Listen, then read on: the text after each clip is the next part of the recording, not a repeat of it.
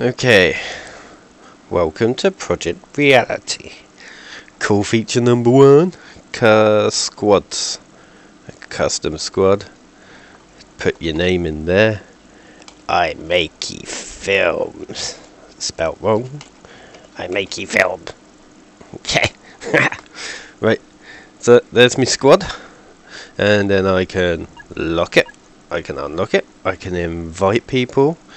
In the mumble, I can talk to just that select people. I can talk to other squads that will appear down here. Or, yeah, and obviously 42, you add a buddy, they turn green. In a squad, they turn green. Your green are your buddies. They're your squad, and you need them. For this, I'm going to do a couple of things. I'm not going to sit and record it from start to finish, because it's a long process for some of it. But this is the test airfield. It's the biggest map I've found. It has all the vehicles. It has, well, I say all the vehicles. I'm pretty sure the Gazelle's not over in red. We have target range. We have the AAs. We have all the transports. We have a carrier. We have some laser targets. We have some air-to-air targets. And generally, it's an awesome map to get flying around. So that's your squad screen. These are the vehicles. What I'm going to do now is I'm going to go choose a helicopter to give you an aerial view.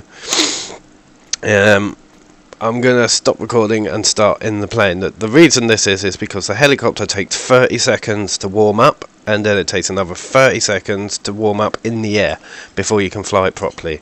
So that's the end of Club 1. Okay, one of my favourite aircraft. Yeah, absolute bitch to fly, you'll see in a minute. Right, obviously you can't do this bit. Right, I'm just gonna drop a supply crate. Okay. That's a supply crate. On your secondary radio, you then press it, it will give you a request kit. And you want pilot. But this is a training server, you don't need it, okay? So I'm going to go ahead and ignore that because I've got plans for my other crates. So fuck it, you can see the warm-up process. As you can see, there isn't the greatest of views. I use my joy to key to look around because the windows at the bottom will help you. Only problem is, the minute you mouse look down, this Chinook is arse heavy and it creeps backwards, and you've got to be prepared for that when you're trying to vertical land it. And the other thing that I found the hard way, nearly got kicked for the process, when you're on the ground, rotating the rudder to move, do it so carefully with this because it will roll and then you'll get kicked. So I don't know if you can hear in the background, I'm yabbering away. The rotor propellers are spooled up now. Don't ask me why, but for my throttle setting I go for the magic number 7. Don't ask why, it's just magic number 7. And I'll sit here and fiddle about with it. I think it's because I use a WNS for the throttle for most of it, but I find that with 7% throttle it just takes the rate of descent a little bit more calmer. Right, so we're warmed up. Let's go for a fly. Obviously, Project Reality, there is no external views. Some aircraft and some vehicles will give you a rear view, but you can't nose cam it. Oh, that was a lag spike. Wonderful. Do I feel a take 2 coming on? Right, I know you're not going to be able to see much with my shitty graphics card, but it's a nice selection. You've got Black Hawks, OH6s, Lynxes, Merlins, Tiger, I think the German one is. Different versions. You've got Israeli, Canadian. Then on your right you have the A10, the F15, the F16, the Harrier, the F22, Volt's favourite, the F-18 Hornet. It looks like another F-15. Israeli version of the F-16. The German version of the Tornado GRS. Not sure if that's the German Typhoon or Eurofighter. Another F-22. The British Tornado GRS, which I've sat in. Not, well, obviously I've sat in that, but I've sat in the real one. And another version of the Eurofighter, I believe. It kind of looks like a Raphael, but they're similar planes. It all looks the same to me. Right. So as you can see, recording and flying is a bit of a bitch. This Chinook is fast. Things to note: you have flares. If once you hear the beep beep beep, pop them a couple of times and go in the opposite direction. Okay. Role of a transport dude. You have in the bottom right hand corner there's number 2. Most helicopters have 1. Chinook's bigger, has 2.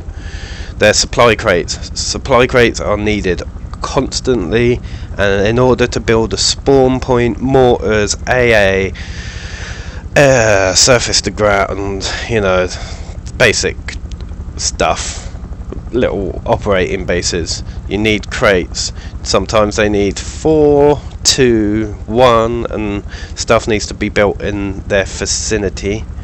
Okay, now I'm probably gonna crash, but hey, see what I mean? Can't see jack shit. See, it's down there. Okay, so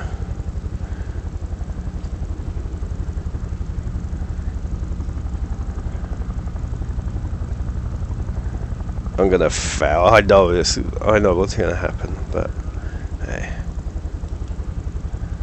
you always think about your flight path with these beasts, because yeah, it can screw you up. The Hueys and stuff, anything with the skis, you just land them like a plane. Why do people ring when I'm filming? You know what?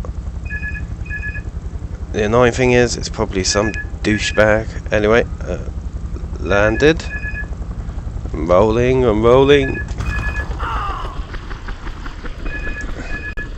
That's the phone's fault.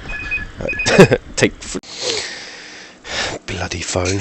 As you can see, Chinook landing didn't happen too good because I was trying to get my phone. That's my excuse. I'm sticking with it. Here is a Logi truck, but I think that's the Chinese. Logi truck is a supply truck. You get different versions. You get the supply, like well, that's the Logi. You get transport truck, which has got loads of seats. The difference is normally it's canvassed at the back, and it only has 2 seats. See on the left, 1 little green dot. It's 1 spare seat. Okay, with your cycle camera button, you can look through your mirror. That's cool. And then with your mouse scroll thing, select supply crate and drop. So I should see, and drop. The number in the bottom goes down. In order to resupply it, you have to go to a little repair bay. Can't wrench vehicles. Right. Okay. Here are the beginnings of our FOB. The FOB you could spawn from. So it just broke a freaking crate. That's the problem with this modded level.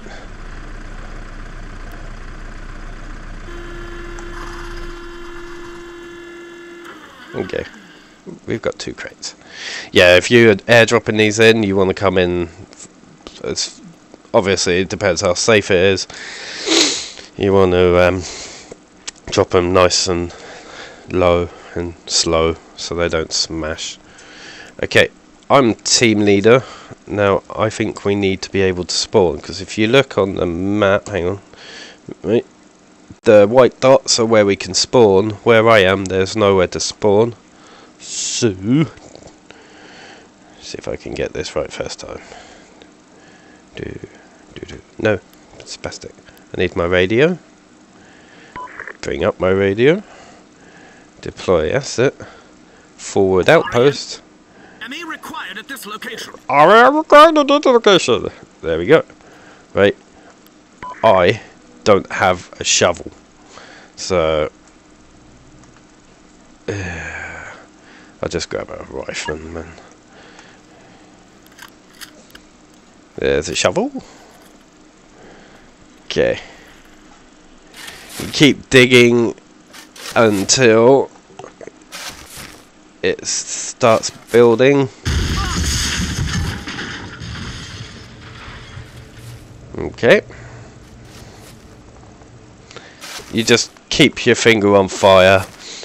Once it's built, it will stop digging. For the purpose of trying to save some time, I'm just going to pause the record here and carry on in a sec. Okay. It digs quicker when you've got more squad mates helping you dig. But now, in a couple of minutes or so, that little triangle there. No, oh, I'm on the wrong screen here. There we go. That little triangle there will become spawnable, and then as long as some douchebag doesn't come along from the other team with an incendiary, I should probably say that. If you want to destroy something in the enemy, the red incendiary, I don't want to actually burn, but that will burn caches. Takes about 4 or 5 of them for a cache. Fob, you just stick that on and it will burn it away. And yeah, so let's get me squad leader thing out. I want to show you mortars. Right, so I go to my radio. I right click, I secondary command, deploy asset, mortar, REM required at this location, and bing, and you can, generally, I see most of them, they've deployed 2, so, bing, there's that. For good measure, I'm still training on this one, so this is good experience for me, is the razor wire. Right, I can get the first one down, that's not a problem. And it doesn't face the way I'm facing immediately. Now, comes the second bit. Getting a second one in, perfectly lined up with the first, is eluding me. It's razor wire. REM required in this location. And then it does nothing. There we go.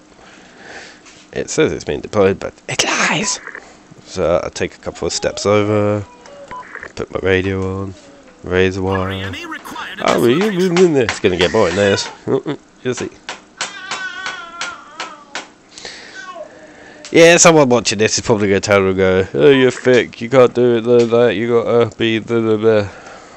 Please fill me in. I'd like to know how to put razor wire up properly. There we go. See, and I want a nice smooth line. I want them linking up. So there's that. There's that. There's the mortars. Okay. What else do we want? We have toe. Okay. Given this is an air map, we probably want some anti-air. REME required at this location. Okay. And last but not least, these are handy little things. HMG. The foxhole I haven't really used yet because you need something like 4 crates or 2 fobs or 10 officers, and yeah, I'm still learning shit. So this is just a bit of an example of how it kicks the shit out of desert combat, in my opinion. Right, so that's going to be a machine gun. That's going to be an anti-air. That's going to be an anti-tank. There's my 2 mortars. There's some fence. Anything else? Nope, that's about it. Obviously, apart from the foxhole, which I don't know how to do. Fuck it. Right. Go away. Go away. Right. Okay. So what I'm going to do now is get my shovel, and I'm going to sit here and dig on my own for probably about 10 minutes and then carry on recording. So, shovel me up. By the way, just before I do this, I get shitloads of points for doing all this. PR isn't about killing, well, obviously it is, but it rewards supportive playing, which I love, because I'm not a frontline soldier, you know, I'm spastic with a mouse, and I like doing the behind the scenes stuff. There's something really rewarding about dropping off the crates to people who desperately need ammo and then being thankful. It beats the shit out of shooting someone, getting shot and doing it all over again. It's a bit cod for me. So anyway, I'm going to sit and dog? I'm not going dogging. I'm going to sit and dig, and then I'll get back.